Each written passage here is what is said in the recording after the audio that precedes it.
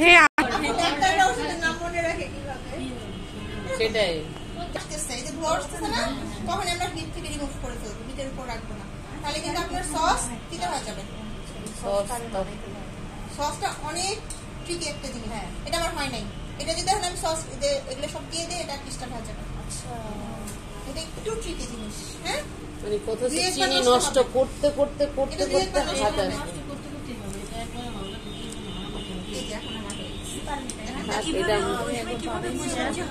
Colour দেখেন, যার 2 সেকেন্ডে কিন্তু আমার কালার চলে আসছে, তাই না? আমরা ক্রিমটা দিয়ে দিব। এইটাই হচ্ছে সেই উলট পালট আর কি। মানে টিভিতে ক্রিমটা চেষ্টা করবেন একটু কুসুম গরম করে নেওয়ার জন্য। হ্যাঁ, ক্রিমটা তার না হলে ওই যে চিনিটা আর কি অল্প পানির উপর বসে দিতে পারেন আপনারা, একটু মাইক্রোওয়েভে 10 সেকেন্ড গরম করে নিতে পারেন।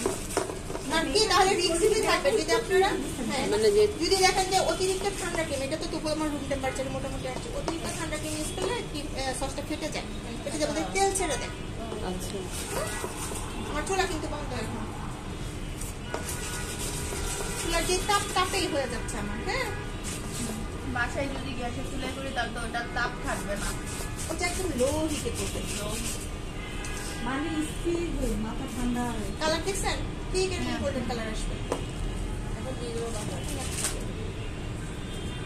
মাথা করে তার জন্য মাথায় গরম মশলা বাড়ায় চলে না বাসায় তো বানাইতে কথা বাইরে।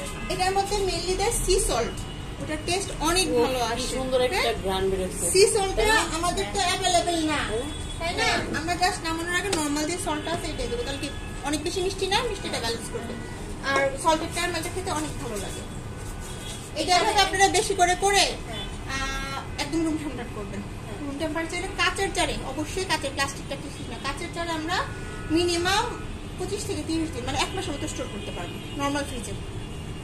আচ্ছা, এইটাতে যদি আমরা সল্টেড বাটার ইউজ করি সেক্ষেত্রে